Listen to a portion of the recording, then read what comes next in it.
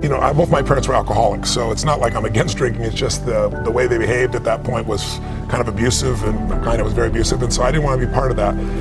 But we all want to be able to change the way we feel. That's what I spend my life showing people how to do. And what most people don't know is emotion is created by motion. The way you move determines the way you feel. You have 80 different muscles in your face, 80. For most people, this is the largest area of unemployment in the country. They use the face the same way, they feel the same emotions over and over and over again. So what I was saying is I have this deal with myself called priming.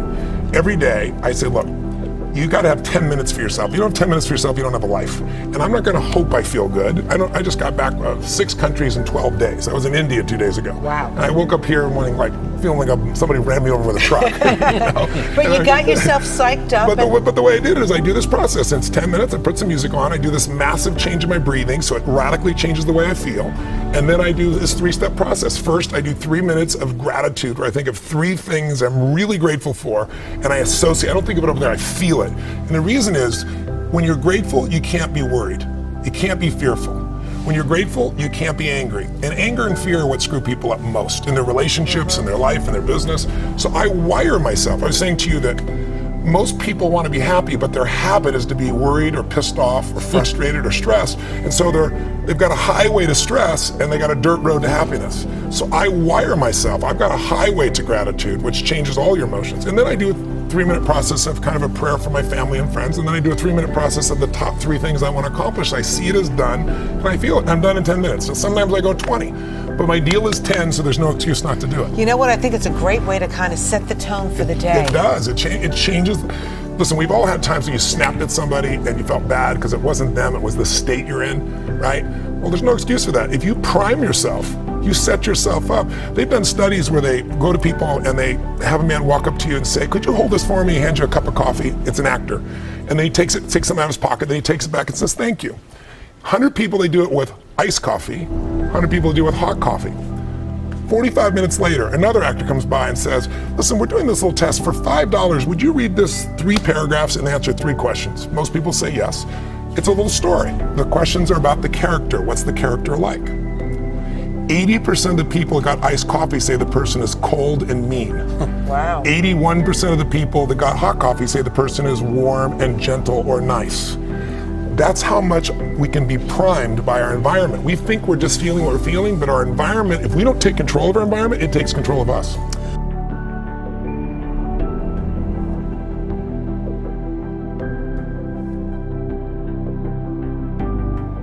Goal, if you own a business, and I would assume a lot of your viewers are business owners or getting started in business, no matter how good you are in business, think about this. The one universal rule that idiots in finance know is diversification. It's the only free lunch. You gotta diversify. Because if you put all your eggs in one basket, no matter how good the basket is, one day that real estate market, that stock market, that bond market, that collectibles market, whatever you invest in, Ray Dalio showed me statistically, it'll drop 50 to 70% on a day. Now, if you're later in life when that happens, it's over for you. Right. So you have to diversify, and yet most people, they know real estate, so they do it, or they know stocks, so they do it, or they grew up with their parents flipping things, and it's the wrong thing to do. So you've got to diversify in order for you to be able to truly succeed, and that's why when you own a business, if you put all your money in your business, which is what most of us do naturally, a lot of risk. You put all your eggs in one basket, and there's things that can happen. I mean, let's say you spent 20 years and you figured out how to put together the ultimate map, and you remember Garmin came out with this thing called the TomTom. I don't know if you remember, you used to put on are you old enough to remember that? You used to put on your phone? Or you used to put on your dash. Cost $100. It was a breakthrough. They were making like 100 million or something, They were. 6 months later, what happened? The iPhone came out with Google Maps. These little bastards, excuse my French, came out with it, put Google Maps, put their own map on here, and it costs how much? $0. What's that gonna do to your business when someone takes your product or service and gives it away for free? So I always tell people, competition happens, technology happens. What you must do is have a second business with no moving parts, no people, no time. Maybe it takes you 3 days a year for 2 or 3 hours after you've read the book. You put it in place and you measure it 2 or 3 times a year. That's it. Go on with your life. Now if there's a trouble in your business, you're financially set. In my life, have 31 companies now. We have, what do we have? 1,200 employees, 7 different industries. We do $5 billion in sales. I mean, that used to be, me and my seminar business, it's grown geometrically. Wow. But with all those moving parts, the only way I've been able to succeed is because I've taken every one of those businesses and I've diversified my assets so that when things were in trouble, I still had enough economics to take care of myself and keep the business going. So everybody needs to create a money machine that works while you sleep, that doesn't have moving parts, and that's what this is really about.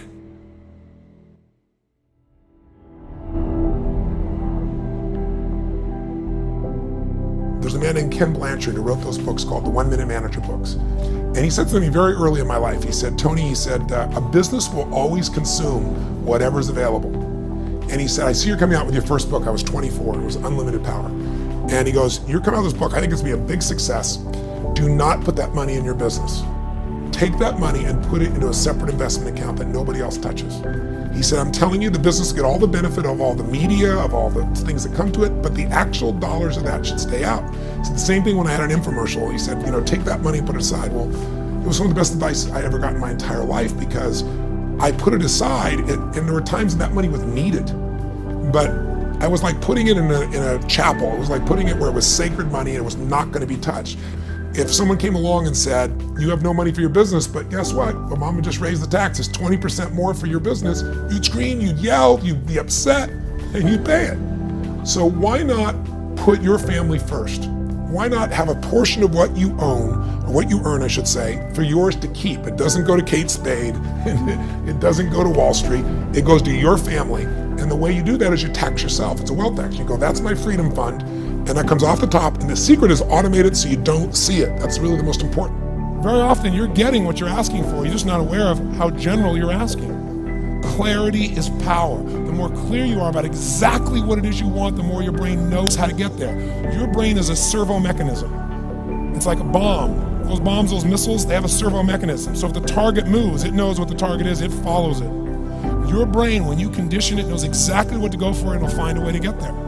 Did you ever buy a certain outfit or a certain car and suddenly see that car outfit everywhere? How many of you have had that experience? Say, aye. How come that car outfit's everywhere? It always was everywhere, but now you notice it. And the reason is because there's a part of your brain called the reticular activating system, the RAS. That part of your brain determines what you notice and what you don't notice. Your brain spends most of its time trying to make sure you don't notice because you'll go crazy if you notice everything. But when you decide what's most important to you, your brain goes after it. Everyone I know who's successful builds what I call an RPM plan. An RPM is built on the metaphor that the way to get from where you are to where do you want to go to the fastest is you got to build power, like in a car, RPMs. And the R stands for they know the result they're after. They know what they want precisely. If you don't know exactly what you want or you let yourself get beyond that into something general, you're not going to achieve it.